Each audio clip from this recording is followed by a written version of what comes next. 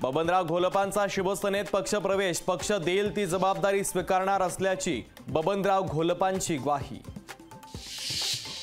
नवीन उद्योगधंद्यांच्या माध्यमातून रत्नागिरीला रत्नासारखं चमकावून टाकेल, नारायण राणेंकडून मतदारांवर आश्वासनांचा वर्षाव। सांगलीवरून शिवसेना उद्धव बाळासाहेब ठाकरे पक्ष आणि काँग्रेसमधला वाद विकोपाला, विशाल पाटलांचं विमान गुजरातच्या दिशेने जाऊ नये, विश्वजित कदम विशाल पाटलांच्या निष्ठेवर राऊतांना संशय।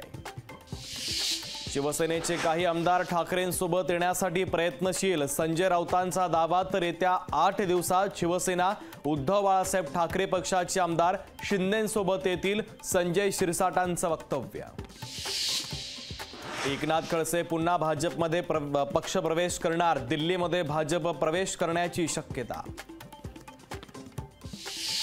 पत्रकार परिषदेमध्ये खेकडा दाखवल्याप्रकरणी रोहित पवार अडचणीत येण्याची शक्यता, पेटाकडून रोहित पवारांची निवडणूक आयोगाकडे तक्रार।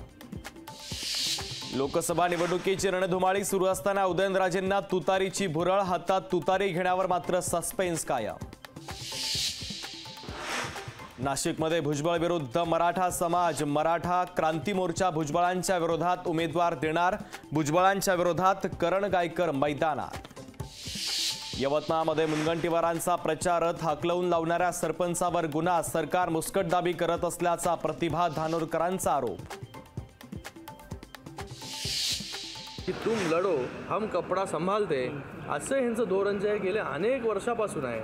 ह्यांच्यात हिंमत होती तर ह्यांनी उभं राहायला पाहिलं होतं या ठिकाणी। वैशाली दरेकरांच्या उमेदवारीवरून श्रीकांत शिंदे यांची आदित्य ठाकरेंवर टीका, निवडणूक लढण्याच्या वल्गना करून ठाकरेंनी माघार, श्रीकांत शिंदेंचा आरोप। शिरूरमधून मंगलदास बांदल यांची उमेदवारी रद्द, 3 दिवसांपूर्वी मंगलदास बांदल यांना वंचितनं केली होती उमेदवारी जाहीर।